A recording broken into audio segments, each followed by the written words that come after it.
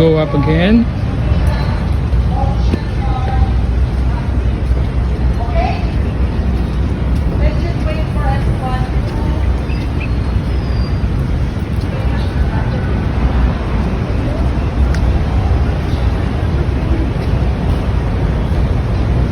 The White Cross.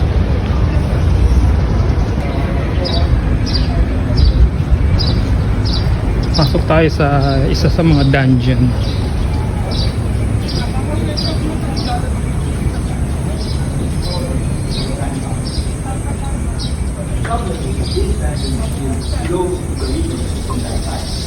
There's always moisture on the wall because that's good for the gunpowder.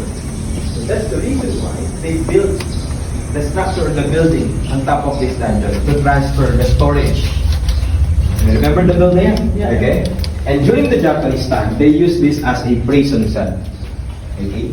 The capacity of this dungeon is just around 100 persons, but they imprisoned almost 300 to 400 people here. Wow. Imagine, right now we only have around less than 10 people here, but you can feel the humidity and the oxygen is steam. How much more? Hundreds of people were imprisoned here.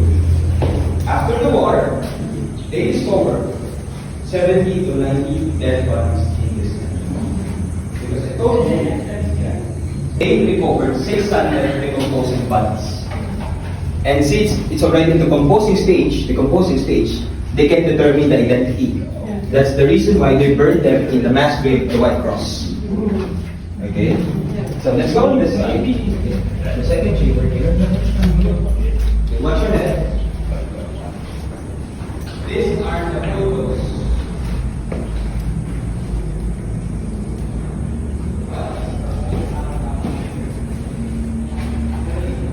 I had a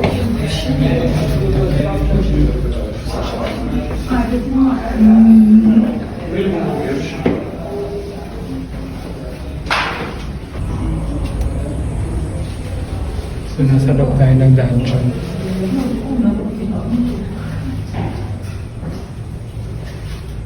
Nakakatakot siya pag mag-isa ka lang.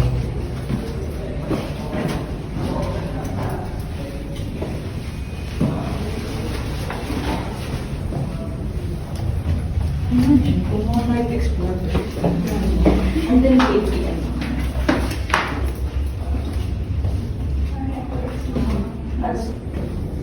So exit na ako kasi hindi ko na kaya.